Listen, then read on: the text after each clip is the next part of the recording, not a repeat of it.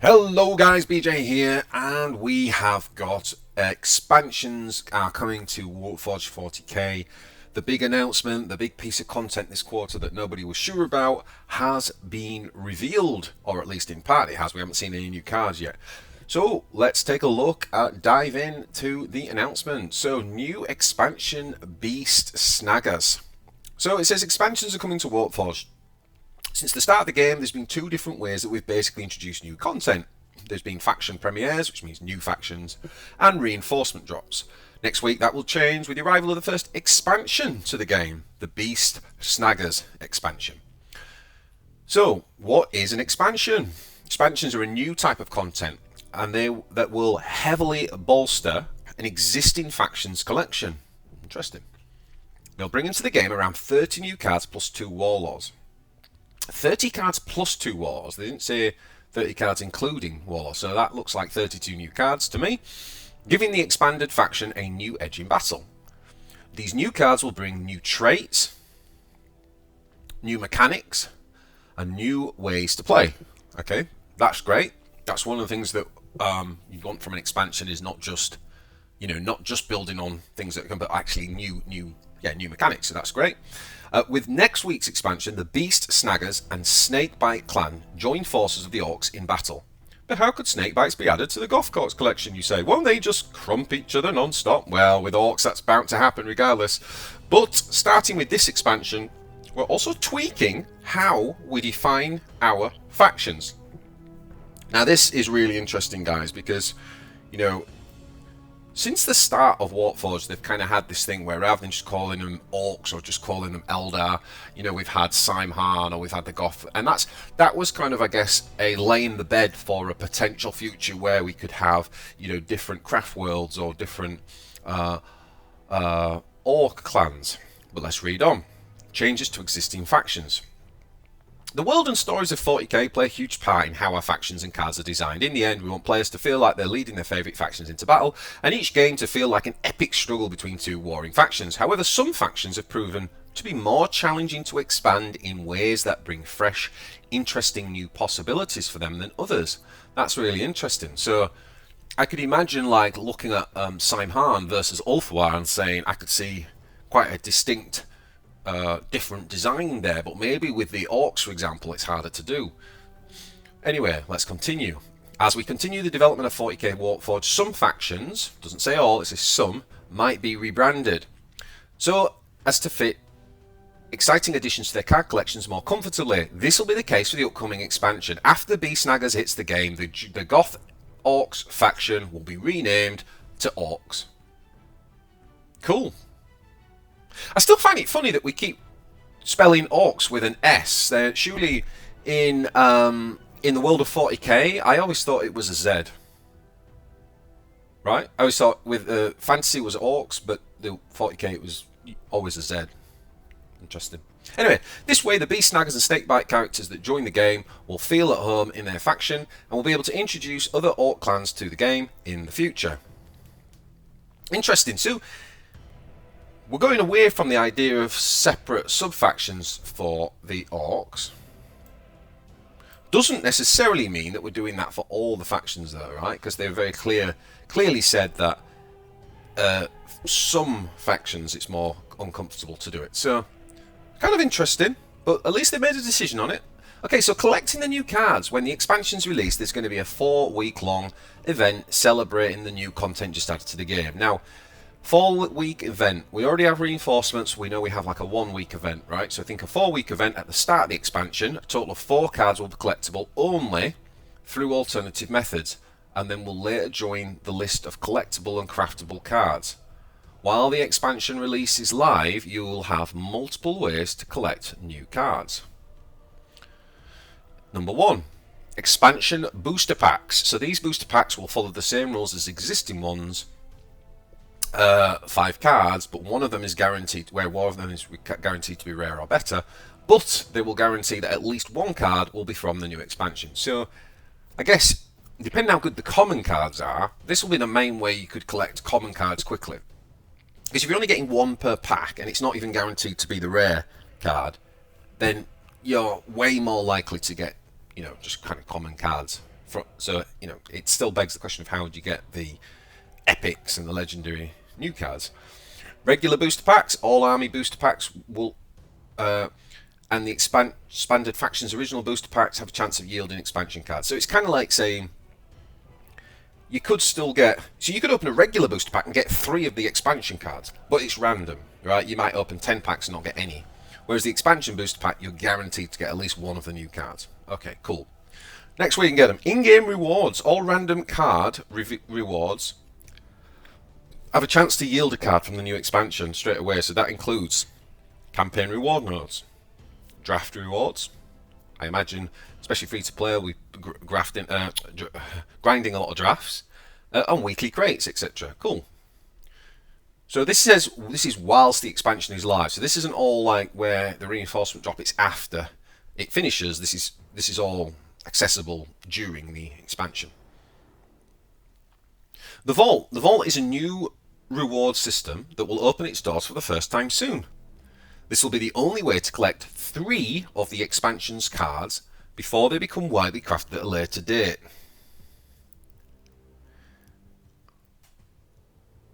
Okay.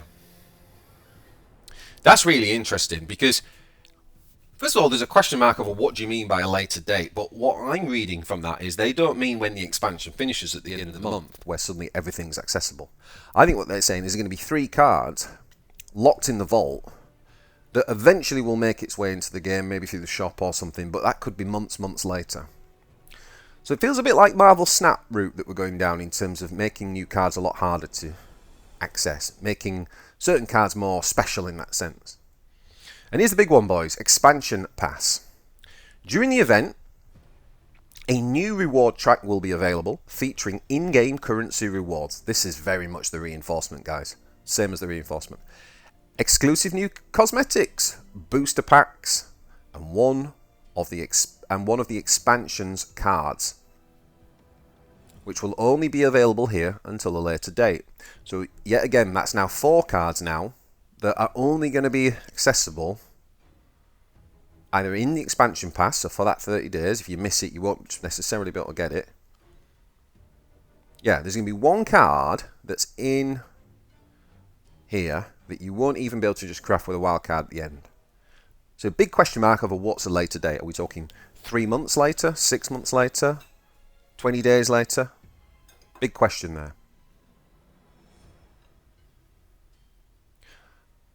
At the end of the expansion event, crafting with wildcards will be enabled for all of the expansion's new cards, including the 4 cards collectible through the Vault and Expansion Pass.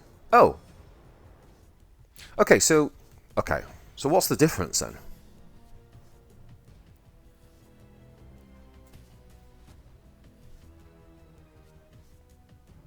So is it just saying that while the monthly thing's live, you could potentially get this 32 cards, so you could potentially get all 28 cards. There's just going to be 4 that you won't be able to get. Oh my god, this is hard to get your head around, isn't it? No, you would be able to get them because you could get them through the vault. So is it saying then that, I mean, let me know in the comments how you're understanding this, guys, and it is the end of the day, my brain's a bit numb, but my understanding here then is it's kind of saying that you should be able to access all of the cards through one of these methods during the month if you have the expansion pass. But at the end of the expansion event, crafting wildcards will be enabled for all expansion new cards, including the 4 cards collectible through the Vault and Expansion Pass. Dead simple, right? Jesus. Okay. Each expansion will be accompanied by an expansion pass. Now, anyone who's played card games before, you know, this feels very much like a monthly battle pass to me. Right? Now, it's not necessarily, they're not saying we're going to have one every month, so in that sense it's different, but you pay an amount to get a premium version. Anyway, let's read on. So, featuring a new reward track themed around the new list of cards joining the game. The reward track can be advanced by simply playing the game, with each skull you earn in your multiplayer and draft battles contributing progress towards the track. So the more you play, the more you can unlock. It sounds like we haven't got like in a reinforcement where we've got the kind of community bar to fill. It sounds like you can do this at your own pace. Okay, that's kind of cool. Every week there'll be also some new additional missions that reward large amounts of progress. Okay. So that could be a bit like the campaign missions that we get, but it gives us a certain bolster, like 10 skulls for a win or something like that. Launching your track forward big time, or allowing you to catch up before it ends. Love that they said big time. With an optional premium purchase, here we go, you'll be able to make the most of your expansion pass. Premium holders will get an epic new warlord as their very first reward. Okay, so for 2 warlords, if you're going to have to purchase the expansion to get access to one of them. And you'll get that straight away as your first reward and gain access to additional rewards as you progress through the track, such as exclusive cosmetics and a new legendary card exclusive to the expansion pass until a later date. Now I think this is the one that we've already established is only in the expansion pass and will be available again after the expansion pass, a month, after the month event finishes. I think that's what we're saying there. So again, what it didn't say earlier is that is only in the purchased premium expansion pass, right? So we've got another paywall there. Also, they'll earn 20% more track progress. Yep, that's cool. I mean, that's normal, right? You've got an expansion pass, free to play, you can all do it, but if you want to pay, then it's faster, you get more rewards. That's the same in Magic, it's the same in most card games, really. Premium cash can be purchased with any of the supported currencies or exchanged at 2,850 gold, which I worked out is around about somewhere between 25 and 30 pounds. Okay. New Forge rewards and more. So with every expansion that joins the game, the bolstered faction Forge will now grow a lot larger. Each expansion will bring 5 more levels to the Forge. Does that mean it's from level 50 to 55? So if you're currently not at level 50, you can't really do anything with those 5? That's what I'm wondering. Or is it somehow like you can automatically access these 5? Really keen to see how that works. But if this is like level 50 to 55, then I would say 98% of players aren't even going to access it, right? I mean, I'm still not level 50 on any Forge, so anyway, including exclusive rewards, perfect to fill your collection and theme your deck around the new content. Also, a new batch of cosmetics will be available right at the start of the expansion, so check out the in-game shop and the web shop to bling out your account the latest goodies. So back to the web count goodies and loyalty scheme that they advertised last month, they're obviously going to support that. Stay tuned because even more of them will be making their way into the game through offers and promotions. The first expansion will arrive next week on the 3rd of April, which is a Thursday. So a week after this is... So this has been announced 1 week before any of this is going to go live. Prepare to enter the battlefield. And some more very cool artwork. I have to say the artwork's been very, very cool. We've had 2 weeks of them showing it. So yeah, that's the first thing to say. Like, we've had a lot of build-up, a lot of teasing. It's felt a bit slow to me, right? We've had lots of great artwork that's been shared with no information for 2 weeks. And now we've got this, so we've now got some information. We kind of know what it is. So yeah, what do I think about all this? So I think the first thing to say is I'm happy that we are doing something different to reinforcement drops because, well, they were getting quite boring and slow and not actually having that much impact on the game anyway. I mean, they were, but they weren't bringing much diversity to the game. Like, it's like these few powerful cards that everyone wanted and everyone played. I had hoped that an expansion might be based around like a narrative, like a battle or a campaign, so we could bring in multiple factions, at least release new cards for at least 2 factions at once. That hasn't come to pass, it's just 1 faction. But it is 32 cards, that is something that I'm really excited about. Now, first and obvious question for me is, like, how do you get the cards? And one of the things I'm wondering here is, if this launches next Thursday, you're not going to be able to access 32 cards, potentially not even by the end of the month. So one of the things I want to see is, like, how easy is it to actually collect the new cards? I will be purchasing the premium campaign, specifically because it's the first one, so I really want to see what it's like. I have no comment on whether it's... I'm not advising you to do that or not do it, because I have no comments, because I don't know what that looks like. I have no experience of it, so I can't give you like a fair or an objective overview of as to whether it's worth it. I'll do it in the next season, and obviously I'll let you guys know, and I'll be much more informed the next time we have one of these. And people are always asking me, guys, just to put this out there, I knew about this when you knew about it, okay? So I've had no like advance notice or information from EG on this reinforcement whatsoever. So just so I'm being fully transparent with you, yeah, so 32 new cards, 2 new warlords, that's cool. New mechanics, that's cool.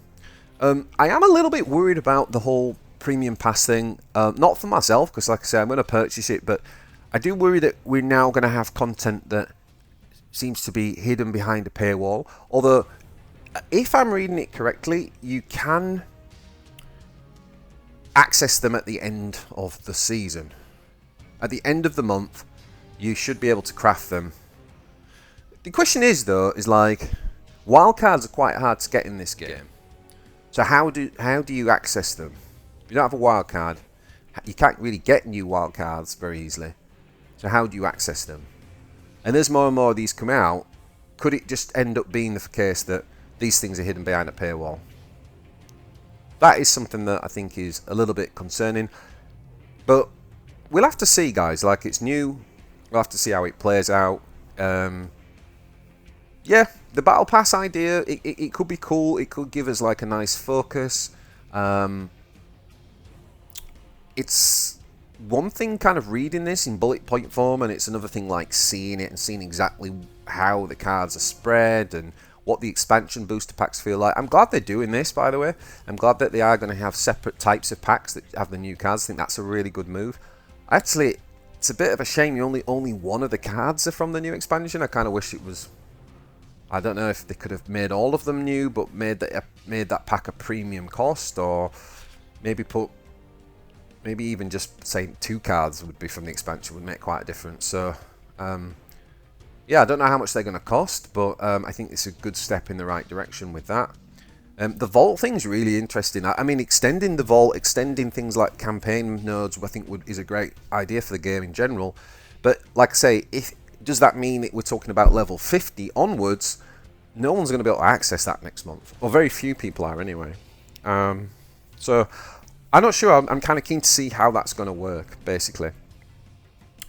See what the cost of the pass is, obviously, and like how it feels to have the premium pass. And also, if you don't pay for the pass, how does the free-to-play one feel too, right? So I'm really keen to see that people feel like they can play the game and they can still get the cards, or at least most of the cards, through playing drafts and playing a lot of the game.